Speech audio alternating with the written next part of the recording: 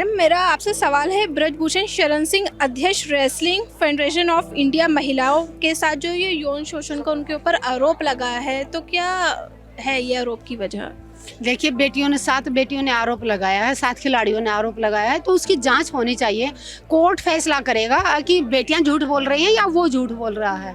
कम से कम एक निष्पक्ष जांच की तो उम्मीद करते हैं हम लोग। यहाँ तक कि बेटियों की एफआईआर दर्ज नहीं हो रही थी। बेटियों को एफआईआर दर्ज कराने के लिए सुप्रीम कोर्ट का सहारा लेना पड़ रहा है।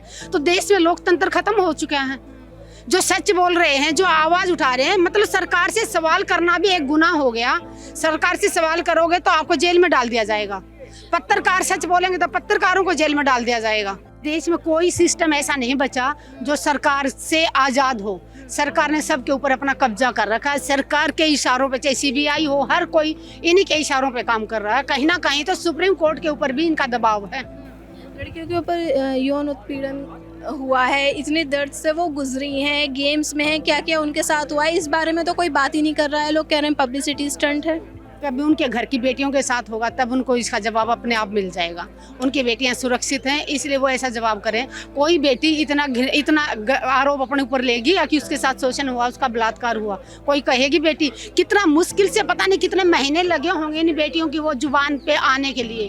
कितनी हिम्मत दिखाई होगी इन्होंने कि एक तानाशाही सरकार के सामने वो अपना तकलीफ रख सके। और आज अगर बेटियां आवाज़ उठा रही हैं तो उनकी आवाज़ को दबाया जा रहा है। जिन 7 बेटियों ने आवाज़ उठाई है, रिपोर्ट लिखाई है, ये अभी बजरंग पुनिया बता रहे हैं कि उनको दबाया जाए, उनको डराया जा रहा है।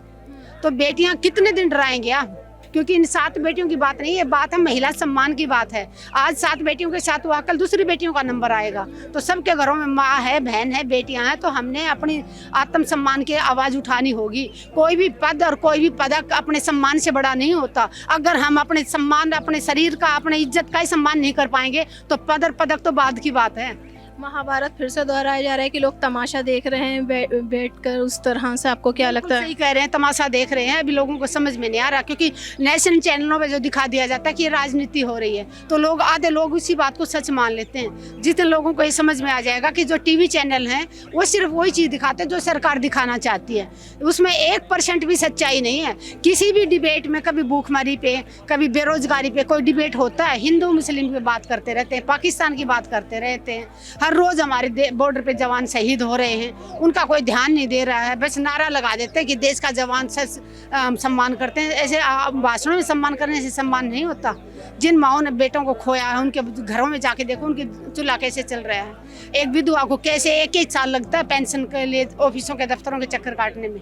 बिल्कुल, जैसे आपने बिल्कुल सही बात की। जैसे द्रौपदी के साथ चीरहरण हुआ था, सब लोग तमाशा देख रहे थे, वही आज हमारी बेटियों के साथ हो रहा है, सुरक्षित नहीं है। तो कल की महाभारत और आज में कहाँ है? कृष्ण तो आपको खुद ही बनना पड़ेगा। पड़ोस के घर में आग लगी हुई है ना, तो इनको समझ में नहीं आ रही है। नहीं, ये सोचना चाहिए कि अगर पड़ोस में आग लगी है तो कहीं ना कहीं तुम्हारे घर तक पहुंचने में देर नहीं लगेगी।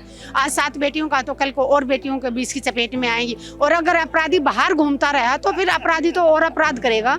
जब तक अपराधियों के दिल में डर पैदा नहीं होगा वो अपराध करना बंद नहीं करेंगे। बीजेपी सरकार उनको निकालती क्यों नहीं है कि जब ऐसे भ्रष्ट नेता रहेंगे तो बेटियां तो सुरक्षित है नहीं? कि नहीं, वो तो लेती हो रहा है। जिसके बलात्कार के बहुत सारे आरोप लगे हों, मर्डर के आरोप लगे हों, बहुत सारे घोटालों के आरोप लगे हों, उन लोगों को तो ये अपनी पार्टी में स्वागत करते हैं बुला के।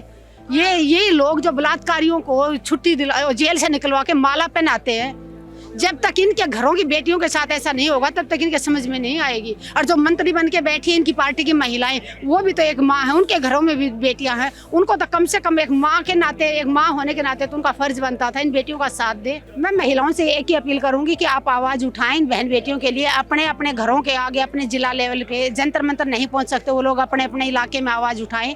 बेटियाँ सबकी बराबर है। अगर इन बेटियों ने तिरंगा का सम्मान बढ़ाया, गोल्ड मेडल लाई है, अंतर्राष्ट्रीय खिलाड़ी हैं, तो इन्होंने पूरे देश के लिए किया है। तो आज अगर ये बेटियां परेशानी में हैं, सड़कों पे बैठी हुई हैं, तो आप सबका फर्ज बनता है इन बेटियों का साथ दें। अगर आज इन बेटियों को न्याय नहीं मिला तो कल तुम्हारी बेटियों के साथ भी ऐसा हो सकता है।